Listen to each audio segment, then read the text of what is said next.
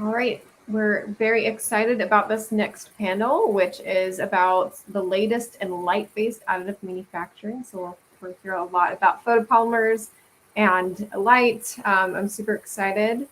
Our panel is moderated by Camila Uzcategui. I think that's how you pronounce your name. Maybe not. You tell me. But we're so grateful to have you. Yeah, go ahead. It is very close. It is Uzcategui. Uzcategui. Okay, awesome. Well, thank you so much. There's Dr. Callie Higgins. We'll have the rest of our panelists come up now. And I'll leave it to you all to introduce yourselves and moderate your panel. So thank you so much. Amazing. Thank you so much, Amy. And thank you to TIPE and Women in 3D Printing. We are so excited for this panel. And we have some really amazing experts here with us to talk a little bit more about the latest in light-based additive manufacturing. So my name is Dr. Camila Stapeggi. I am the co-founder and CEO of Vitro3D, and I'm also a postdoctoral research associate out of Boulder. And I'm really excited to talk today about light-based additive manufacturing because I really see the potential and all the amazing work that has been done in this field. So traditionally, we define light-based additive manufacturing as a process that allows us to use light in order to be able to interact with resin and create a 3D structure, whether it's a layer by layer process or some new techniques such as volumetric additive manufacturing or also two photon processes. But I won't get too ahead of myself before introducing the amazing panelists, and all of them introduce themselves. But we can go ahead and get started with Dr. Callie Higgins. Well, thank you so much, Cami. It's a pleasure to be here and share the stage with all of these awesome women. Again, my name is Callie Higgins, and I am a scientist at the National Institute of Standards and Technology in the United States. It's an organization that really exists to serve, U.S. commerce and just industry in general. So the research that we do just has to basically have impact in industry, which is really exciting. And I specialize in photopolymer additive, and the work that we do at NIST is very focused on trying to understand the fundamentals of these processes, specifically in the native environment, so in situ, inside of that liquid resin, and then once we understand how those properties develop, the idea is to reverse engineer them, and so that's the kind of crux of a lot of the work that we do. Amazing. We'll go ahead to you, Dr. Tracy Schlemer. Hi, everyone. My name is Tracy Schlemer, and I am a postdoc research at Stanford University in sunny California. It's been real cloudy lately, but the sun's finally creeped out.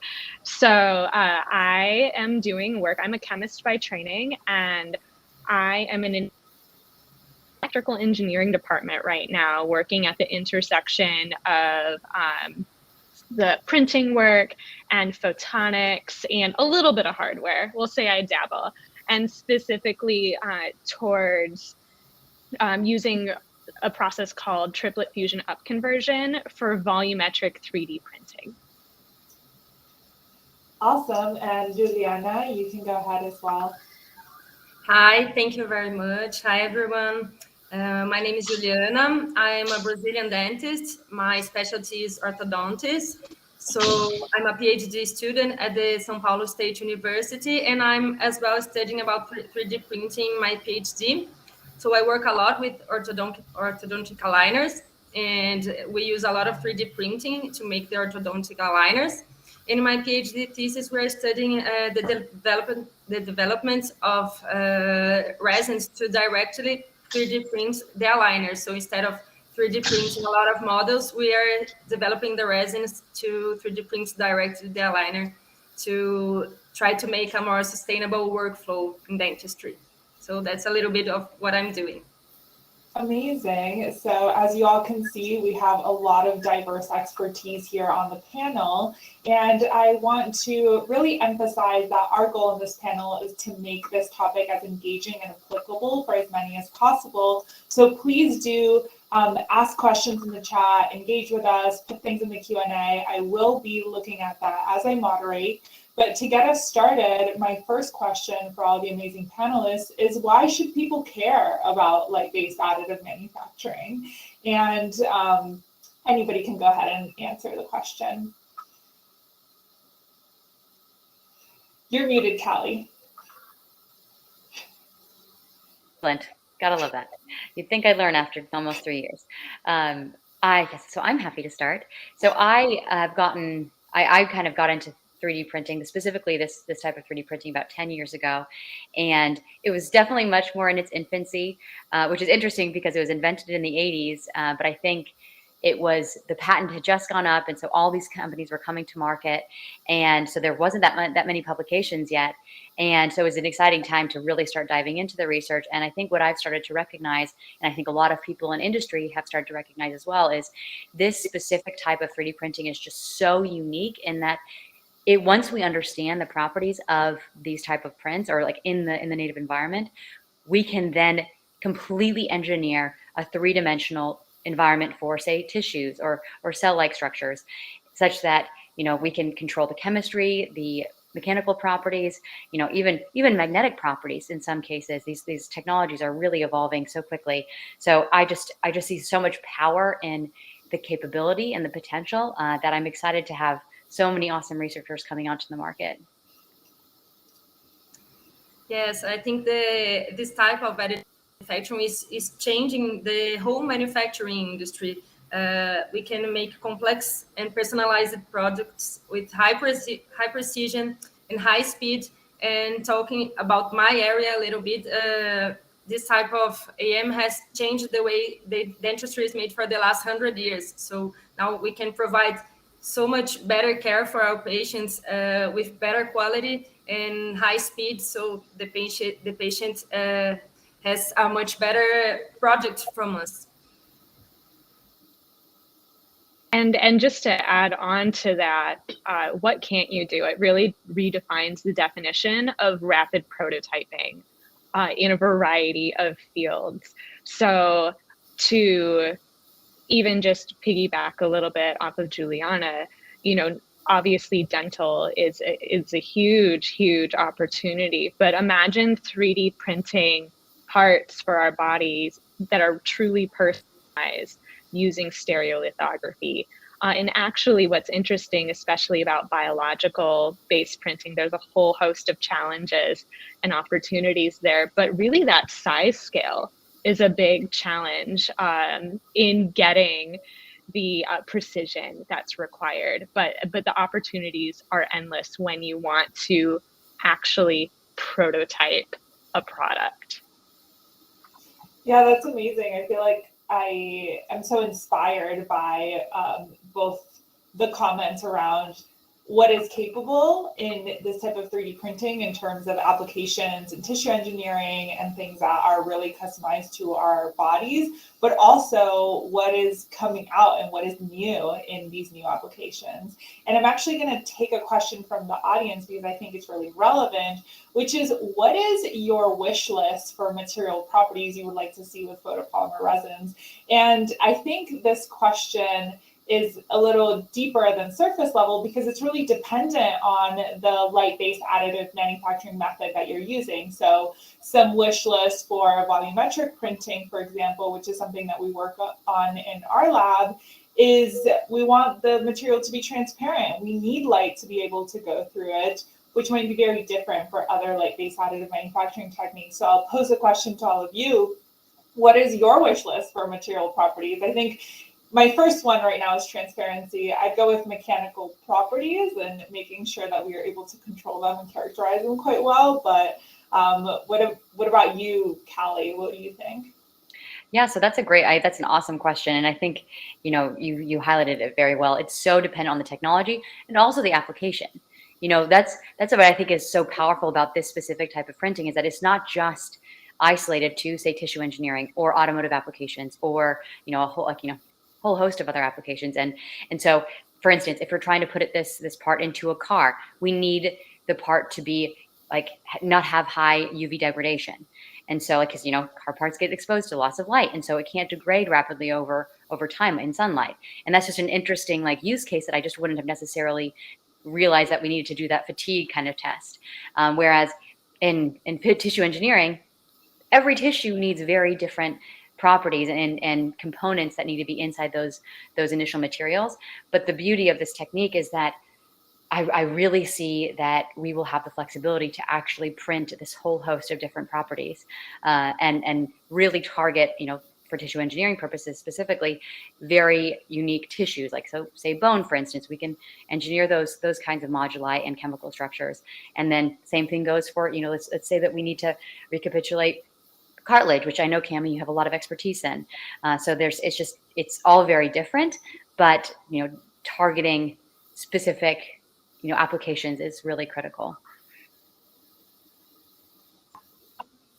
I like to give in this context, when you think about, for instance, typical stereolithography that, form labs that you can buy off the shelf, you think about the resin itself before it's cured. It's really thin, right? It flows really well. Whereas for those of us who have transitioned and are working in volumetric 3D printing, one resin property that we need to see is actually that the resin needs to be very viscous, and it must self-support the print, for instance. So that's an example of an unexpected property, especially those of you who are familiar with something like a Form Labs, where you're printing layer by layer at the surface versus in a volumetric fashion. I think for me it's the same. It depends on what you're using the 3D printing. Even in healthcare industry, we have so many applications. In dentistry, some materials we need to put inside the mouth of the patient, and some we don't. So the biological properties are different. So for me, right now, in our resin to 3D print directly the aligners, we also need transparency and in specific type of flexibility. So it's very hard to combine all the characteristics to have the material you want. Yeah, thank you so much for the question.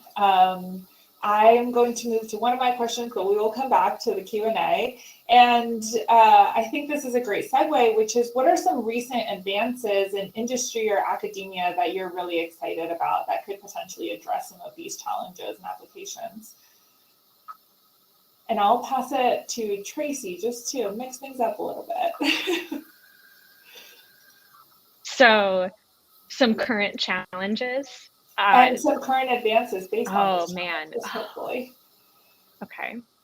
Well, I'm gonna, in the world of volumetric 3D printing is where I'm gonna focus, and I'm gonna share really brief, shameless plug for the work I'm doing, but also highlight some really other amazing work. So one recent advance from our group and from a few other groups is using interesting photonic materials that are capable of nonlinear optical processes. And that's just a really fancy way of saying, for instance, I can take, in my case, 2 low energy photons, or like red light, to generate 1 blue photon, which then's absorbed by the photoinitiator and can do the curing that many of us all know and love. And so it's been really exciting to see advances there, both on the nanoscale. So think like a nanoscribe. And then also really starting to tiptoe with some interesting tweaks there, really be able to tiptoe in some of these challenging size domains. So think about printing on, the size of a dice for a game, so about 1 centimeter cubed. So there's some really exciting advances there, and some other. I'm gonna share 3 things. So that was 1. So using interesting photonic materials. 2, amazing optics engineering for volumetric 3D printing. So for instance, there is a group out in Europe, and he has a company now. If you're out there, sorry if I mispronounced your name, but anyways, they have a really beautiful example of using a molecular photo switch to gate the printing process. So you have 2 perpendicular wavelengths of light that you can shine. And then based on the molecular configuration or just the shape of your photo switch, based on how you pattern the light, you can also do some cool volumetric 3D printing. So 3rd cool advance, and then I will let other people talk, is a different technology called CLIP. And so if you've heard of Carbon 3D, Jody Simone has just joined us at Stanford, and Carbon 3D is right down the street, and they're doing some really, really cool work towards nanostructures. And for instance, imagine getting a vaccine with just a little patch that's been 3D printed instead of having to get a shot. So anyways, those are some 3 amazing, diverse examples, 2 of them in volumetric 3D printing. That is awesome. Thank you for sharing, Tracy. What about you, Juliana? What are you getting excited about happening right now? I'm really excited about volumetric 3D printing as well. As I told you before, I'm new at the volumetric 3D printing, so I have just started studying a little bit. As I said, here in Brazil, it's very, very new. 3D printing got here a little bit later than in the United States. So, but I'm very excited from what I'm reading, from what I'm learning with you. I think it's really gonna revolutionize the way we 3D print from now on. And I'm really excited about more sustainable resins, 3D printing resins that are being developed oil-based resins that make the material less toxic and makes we do not waste so much material. So I'm studying a little bit about these oil-based resins. We have a lot of projects here in Brazil with different kinds of oils that we have here, and I'm really excited about it. And I think in the future we will see a lot more of that instead of the regular resins. I think it makes a little bit sense. Mm-hmm. I know that's what's so exciting about this field, is that there are so many different approaches to this technology. Like they're just, like I work with a lot of people that study a metal additive, and it's such metals are very well characterized, like in terms of the fundamental physics of them, whereas polymers are just this whole basket of unknowns. And then you add the conversion as a process that needs to be controlled and understood. And so it definitely opens up a lot of questions, but also a lot of possibilities. And so I think one other additional kind of different perspective, I guess, on developments in this field that is getting me very excited is the fact that other industries are starting to invest in the technology.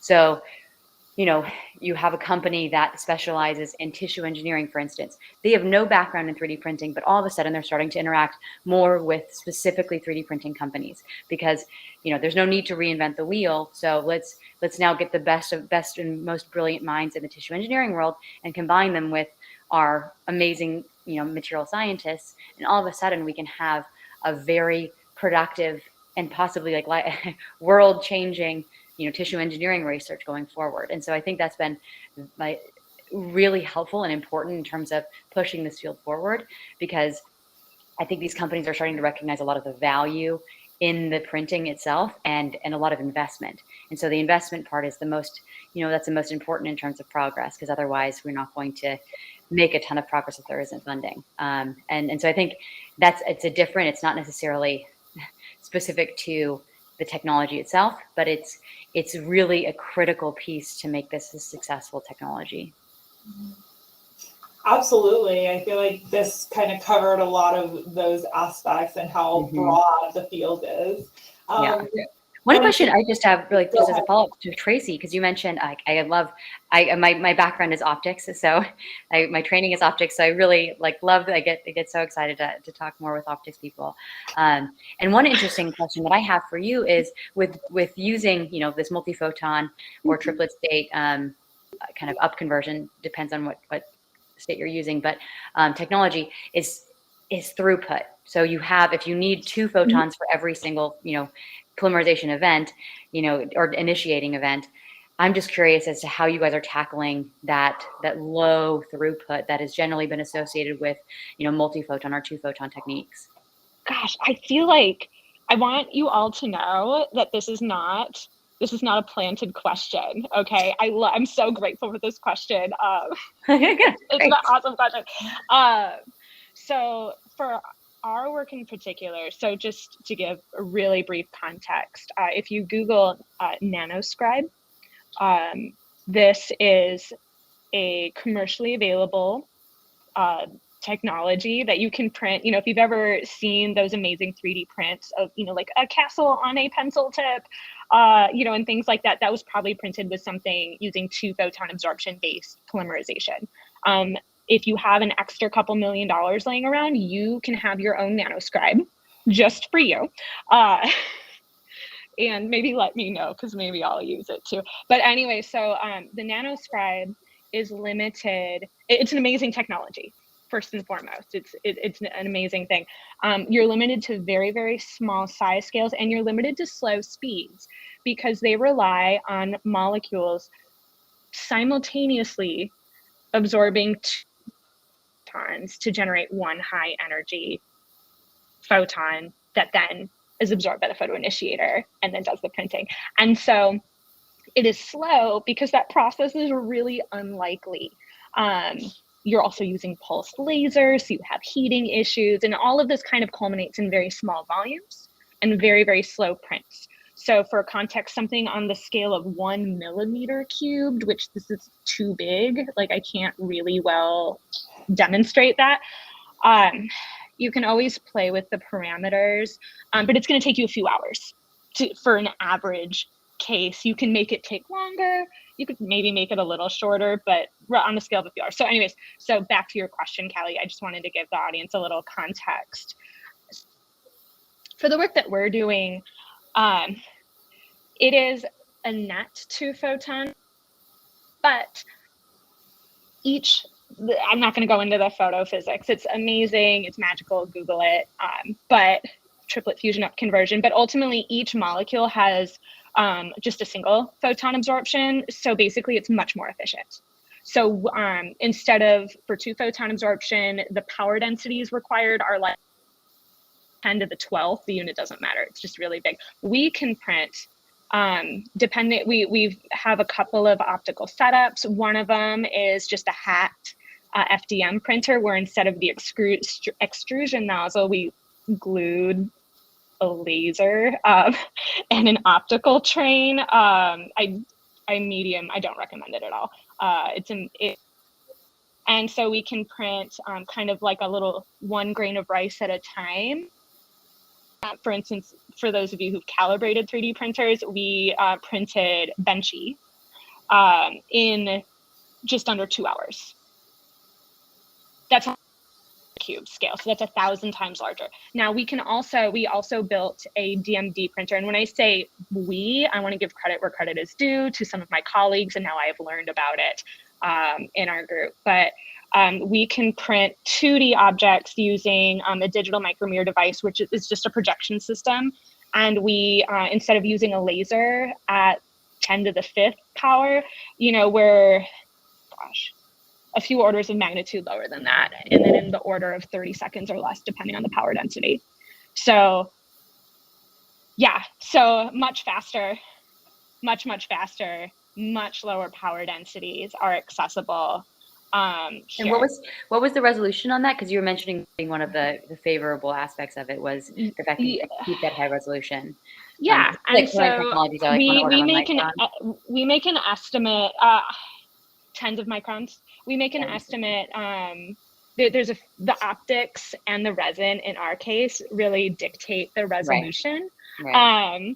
And so these are home built printers, so that's part of it. And then the other part is for those of you who have just built your own brand new thing, it's amazing. The work we've done is amazing. It's reproducible, and it's also a prototype. And so we have challenges with the lifetime of our resin. So going back to the resin properties, I wish my resin was more stable to use it that day. And so we have challenges there right now. But we're really excited. You know, that's what it means to be on the edge of something new, is that smarter people can take this and take their expertise and make it better. That's amazing. Thank you for that discussion. I do want to point out that in the chat, everybody would like to see the nano benchy. So I hope that there's a way to disseminate an image. So there's a couple more questions in the Q&A. The one with the most upvotes is, are there bio-based or homemade photopolymer resins out there? I know that there are some resins that are being derived from materials that are out in nature. But I want to see what the panelists have to say. So from my experience, we have some soy oil-based resins that we can use. But these are the only ones I have seen, the soy oil-based resins, and there are some that are being developed. I have a side project in my PhD that we are trying to transform wasted cooking oil in 3D printing resin. So we are trying to develop a resin from wasted oil, and we are walking in that direction. But I think we're gonna it's possible. So I think it's a promising area, and more we'll have more bio-based resins.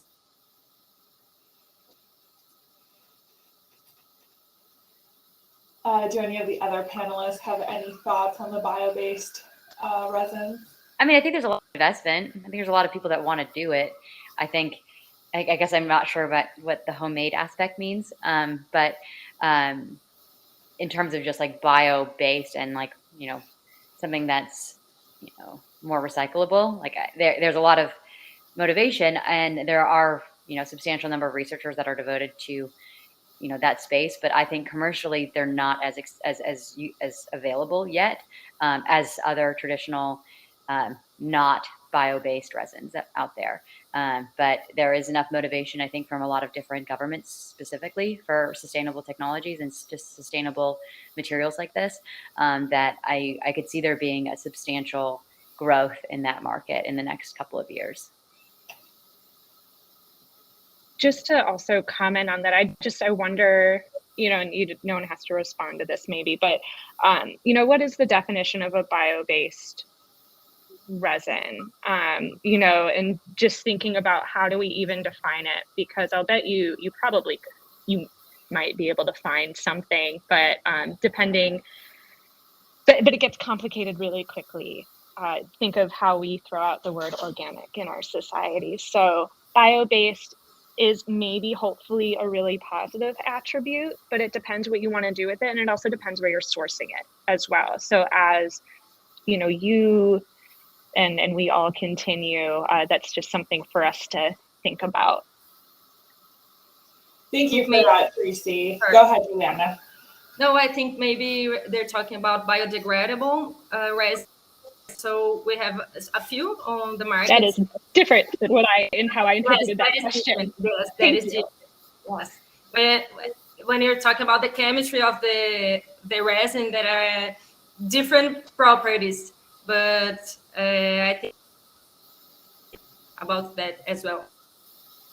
Thank you for saying that, Juliana, and I really appreciate your comment, Tracy, as well, because we need to be really intentional with language when it comes to kind of describing these resins. And there is a question in the Q&A if there are any biocompatible or biodegradable photopolymer resins. And I know we've done some work at CU that we've been able to print with polybeta amino ester resins and been able to use that type of chemistry to get a broad range of degradable behaviors. So we've seen degradability on the order of 30 minutes over to 48 hours and even longer, and both in bulk degradation as well as surface-based degradation. So there's a lot of tricks you can play with chemistry in order to make them degradable and also tune that degradability. So that's some of our experience with it in those tissue engineering applications.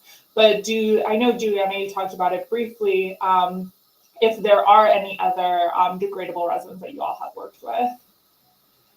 Biocompatible and biodegradable, I have known a little bit about the biodegradable, but that are biocompatible as well. I don't know any in my field. Yeah, I mean, I think there's a lot of biocompatible and biodegradable materials out there specifically for tissue engineering. You can engineer materials to be hydrolytically degradable, so just degrade by water. And so I've used a fair bit of those, specifically in my PhD. And I think that, Cami, you have a lot of experience with those as well. And it just, again, it really just boils down to the application space that you're trying to use. And biodegradable is one thing, but like, what happens to these subcomponents? You know, it can be biodegradable, but what do you do with those waste products? Can they be reused? That's totally different. And so that's kind of something also that needs to be kind of defined in terms of, are we operating in? But all of these are like separate, very difficult problems and challenges that I think the market is definitely posed to start to answer. Mm-hmm. Yeah, and just to add on to it, also, what is the accessibility of being able to degrade these materials, right? So you think of a biological implant, you know, that's been well engineered in advance to degrade at a certain rate, and hopefully those byproducts are metabolized well. But when you think about, you know, just mainstream, can we reuse these things?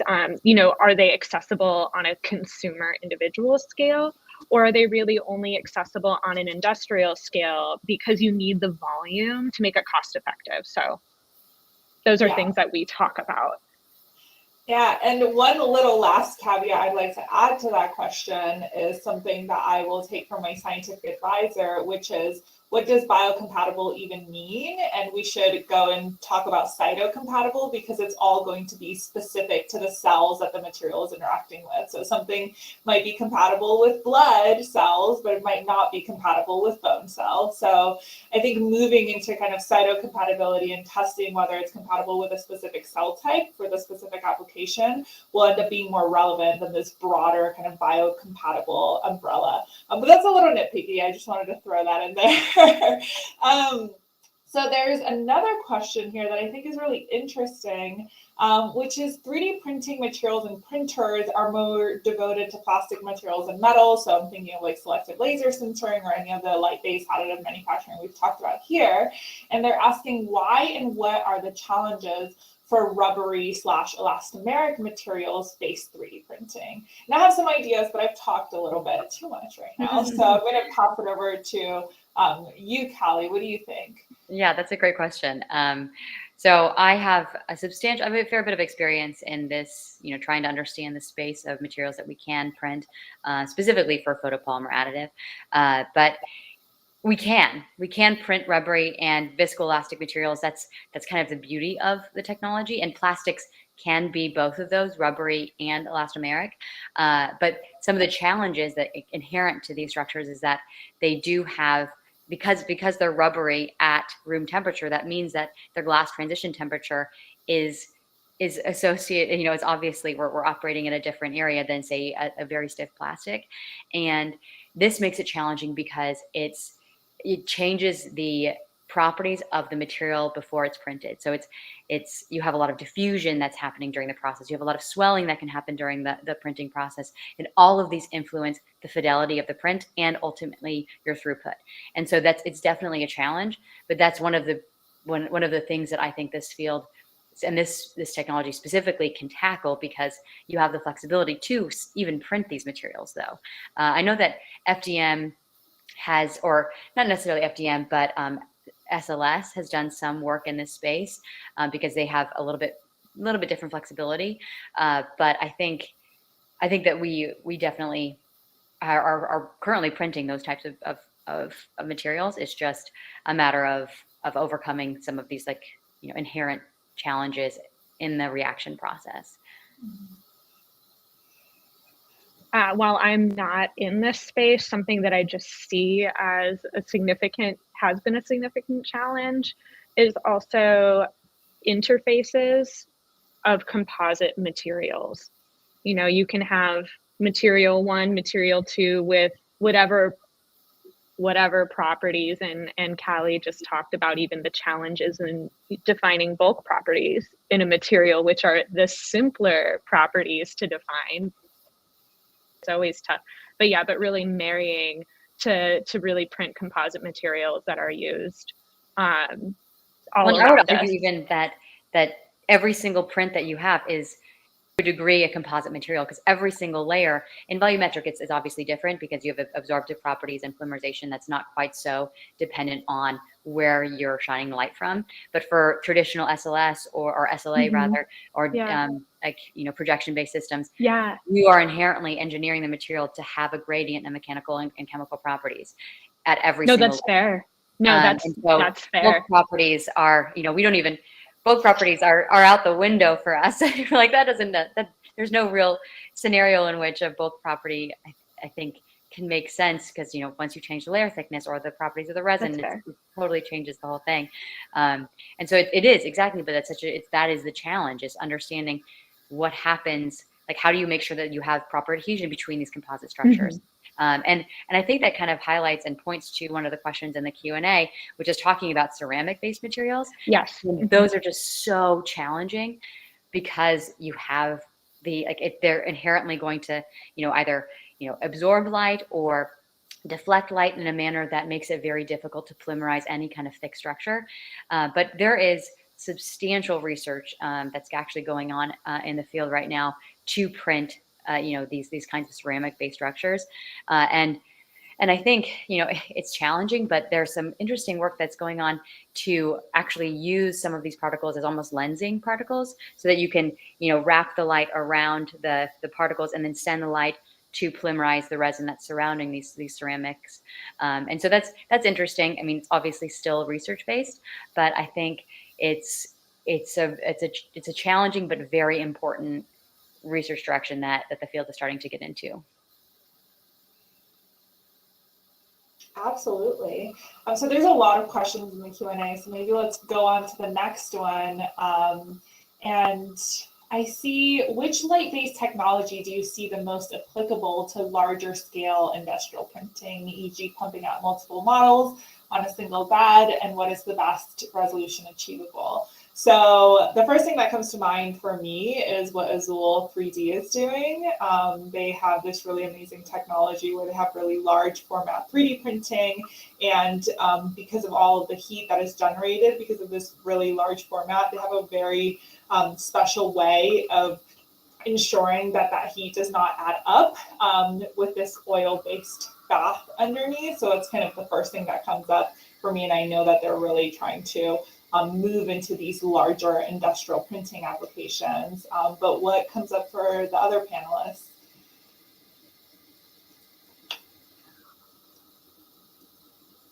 No, go ahead, Juliana. No, I was waiting. No, you can talk.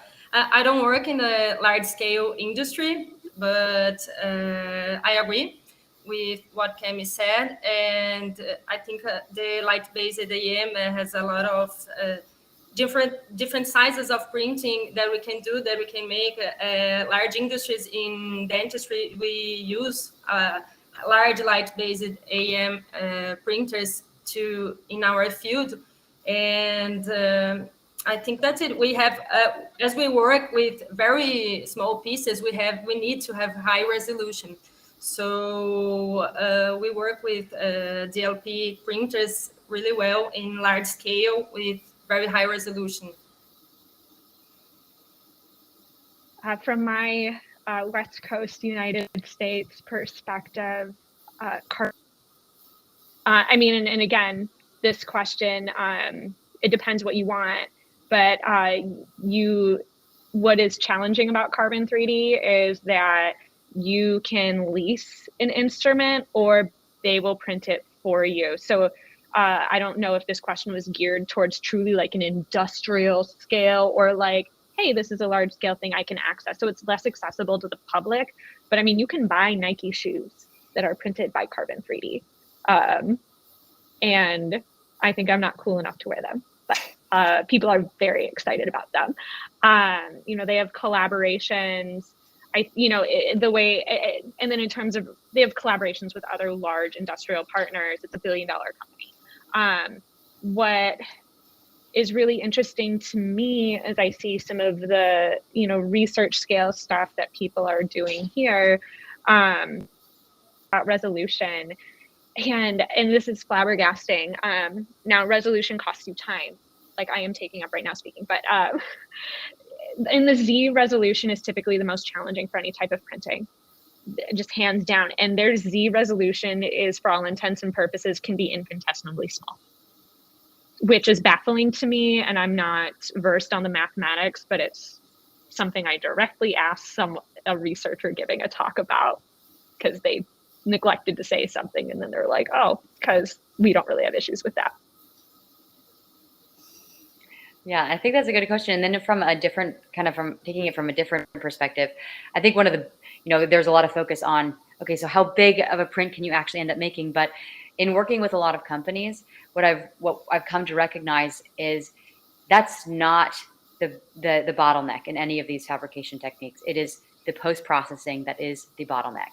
So once we can define and design these structures to have minimized post-processing or expedited post-processing, that's when we'll have the most gains, because you can parallelize printers like nobody's business, or have a large format printer to print a giant structure. But if we're talking about mainstream manufacturing, the process has to be focused. We have to focus on the post-processing that's required for a lot of this printing. And I think that's where a lot of people don't want to use this type of printing, because there is a non-negligible post-processing system.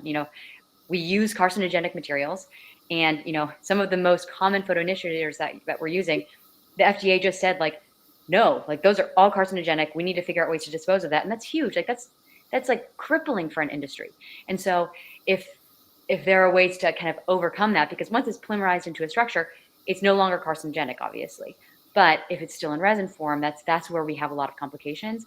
And so figuring out unique ways to tackle that challenge, I think, is a big question in the field, and will definitely, once we start to answer that, it will expedite the useful, or the utility of it as a specifically mainstream manufacturing technology. But right now, like if we're talking about like singular one-off prints, like for instance, dental liners, it's the perfect technology for that, because it doesn't need to be crazy high throughput. It doesn't need to print like a million of these things. You just need one very specific to that patient. And so that's a perfect use case for the technology as it is right now. And so I think timing the applications is also a very important context to think about where this type of printing will live long term for industry generally. Yeah, absolutely. I think something that I'm hearing is not only is it the printing process itself, but it's also the post-processing. And then when we talk about kind of larger scale industrial applications, back to our original discussion, it really just depends on what the application is and what does large scale mean. And the second part of the question is, what is the best resolution achievable? It's going back to that.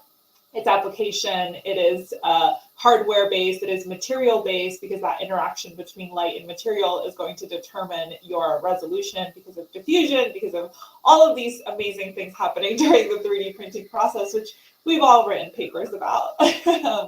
So we're getting to the last 3 minutes, and there are some really amazing and interesting questions we did not get to. So I really encourage you to reach out to us with these questions and follow up. We're all very excited to talk about light-based additive manufacturing, as you can probably tell. So in these last couple of minutes, I just wanted all of the panelists to go around and just tell us, what high-level idea do you want the audience to walk away with from this panel? And we can go ahead and start with you, Juliana. Everybody could have a great idea from where we are in, like basically from the simple idea to the high level idea, what we are talking about. And I think we have to look to the future, to what is going to, how can we benefit from this type of technology. And I think, as you're saying, volumetric 3D printing is very promising. And I think we're gonna hear a lot from it, and it will keep growing, and so that everybody can access it, and everybody can have access to the information and to the technology. So I think we have to spread this word that everybody should have their access to the technology, as well as the information to use the technology. Mm-hmm. What about you, Tracy? What would you like for the audience to walk away with? The sky's the limit, and it depends what you want to achieve with this technology. And I really look forward to seeing really clever, smart people continue to tackle some of the challenges and opportunities brought up in this talk. And lastly, and Dr. Callie Higgins. Thank you. So Tracy, that's such a good point. I feel like the sky is the limit. And I think to kind of sober it down a little bit, I think we need to understand that a lot of research has to be, devoted to this technology. But if we put in the work and kind of on the front end, then I think that the potential we will reach that potential. And also, if we're talking about it, and because all of us are researchers, but for those who are in industry that are in this talk, we recognize that regulation is a huge portion of this specific type of printing, and we are aware and we are working on that. And so take that away, and please reach out to all of us. And I'm always happy to talk to you. Specifically, I work in a standards field, and so we are working with regulators. We're not a regulatory agency, obviously, but we are working with regulators to try to understand what the field needs to really, really move forward. So I definitely am excited to see where this all kind of where we all end up converging at the end of this. Well, thank you, ladies, so much for the spirited discussion. I loved it so much. You're all amazing. Thank you again. And this concludes this block for the technology track. There's a couple hours of networking, and then we'll start back up at 7 p.m. Eastern, which is 4 p.m. Pacific. Feel free to join then. Thanks again, ladies. Thank you so much. This was a wonderful opportunity. Yeah, thank you, everyone. Thank you. Thanks. Bye.